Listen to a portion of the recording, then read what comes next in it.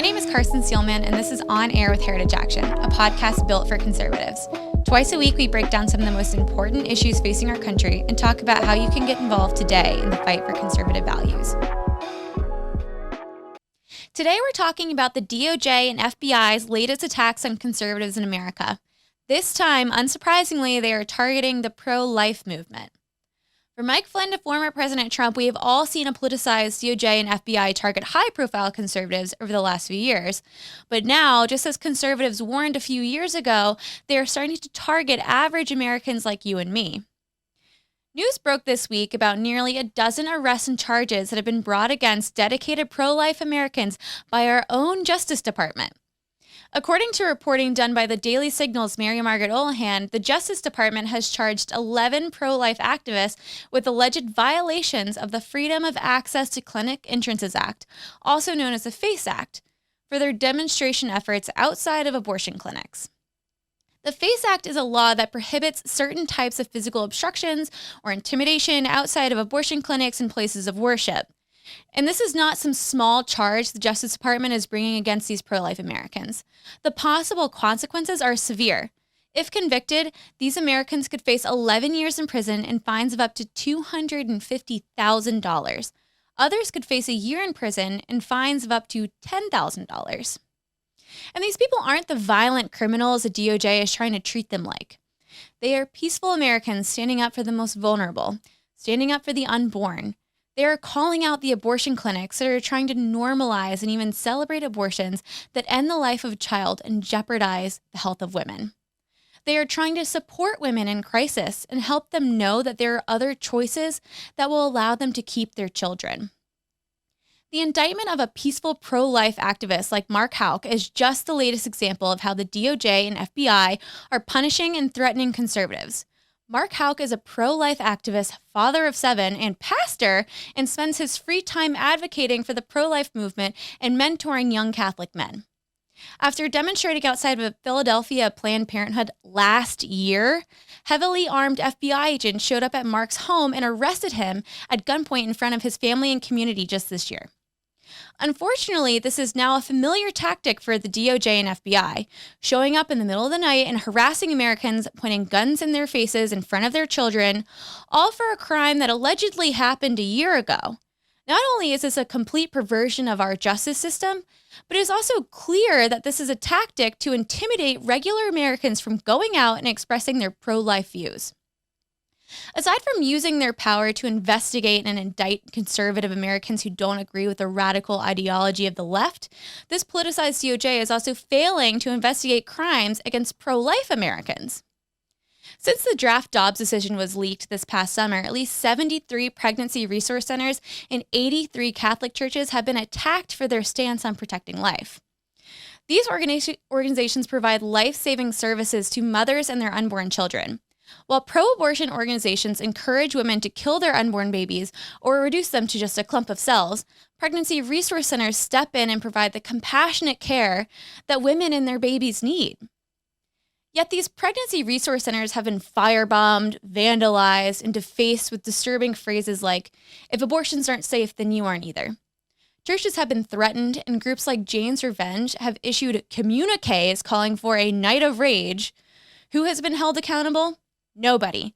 Back on September 14th, Fox News Digital reported that there hadn't been a single arrest made in the multiple attacks claimed by Jane's Revenge against pregnancy resource centers, churches, and other pro-life organizations. Where has the DOJ been on that? What about the FBI? Because the pro-abortion radicalism fits in with their ideological agenda, they have failed to hold criminals and Jane's Revenge domestic terrorists accountable for their actions. And let's come back to the FACE Act for a minute. The law the Justice Department is using to attack pro-life protesters also bans any interference, intimidation, or attempts to injure those exercising their First Amendment right of religious freedom at a place of religious worship. But apparently, Catholic churches don't seem to count in that definition for the Justice Department. Other victims of these crimes have been ordinary citizens trying to exercise their rights and use their voice. In September, an 84-year-old woman in Heritage Action Sentinel was just shot during her canvassing efforts for Michigan Right to Life. For simply asking her neighbor to vote against the pro-abortion proposal in November, The activist Joan Jacobson was shot in the shoulder. Thankfully, charges have been filed locally, but we've heard nothing from the DOJ and FBI for what is very possibly a politically motivated crime. The attacks against conservative Americans are ongoing, and our federal government is doing next to nothing to stop it. And it isn't just the pro-life community. In North Dakota, a 41-year-old man ran over 18-year-old Kaylor Ellingson with his car, killing him. After fleeing the scene, the man told the 911 dispatch that 18-year-old Kaylor was part of a Republican extremist group and was out to get him. He was released from jail on bail in late September. This is just the beginning. Until we can count on the DOJ to apply an equal standard of justice, conservative and pro-life Americans can expect to be treated differently under the law, whether they are unfairly arrested or indicted, or even if they are victims of a crime. How many more Americans are we going to allow the left and their political operatives in the DOJ to label as extremists? The left and even those in the Biden administration are very open about their opinions of pro-life and conservative Americans. In September, before the attacks in Michigan and North Dakota, the White House press secretary herself called Republicans an extreme threat to American democracy, freedom, and rights. After our own White House called 75 million Americans extremists, we shouldn't be surprised that they are weaponizing the DOJ and FBI to punish pro-life Americans and excuse politically motivated violence. And we shouldn't be surprised that criminals are capitalizing on this moment. But we need to demand that things change. Whether you are an 85-year-old woman or an 18-year-old conservative man in America, this matters to you.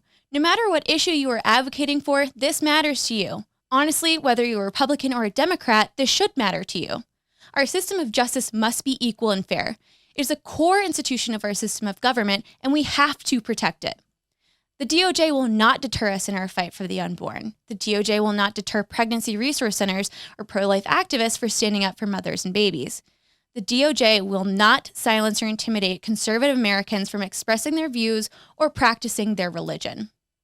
If you want more information on how Heritage Action is fighting to protect life at the state and federal levels, head over to heritageaction.com.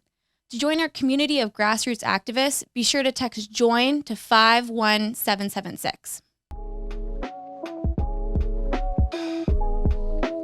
That's it for another episode of On Air with Heritage Action. Thank you for tuning in. If you like what you heard in today's episode, please click the follow button. If you want to receive a text message each time a new episode airs, text podcast to 51776 and you'll never miss an episode. That's podcast to 51776. Hi, it's me again, and we need your help. If you like the insights and activist resources we are providing, please take 1 minute and help us spread the word. Share this episode with friends and family on social media, email, or text. We need everyone's help in the fight to hold Washington accountable. And don't forget, you are also able to subscribe and listen to episodes on your smartphone. Just open up your favorite podcast app and search for On Air with Heritage Action. Click subscribe and download episodes so that you can take them with you on the go. It's the best way to make sure you never miss a thing. Thanks.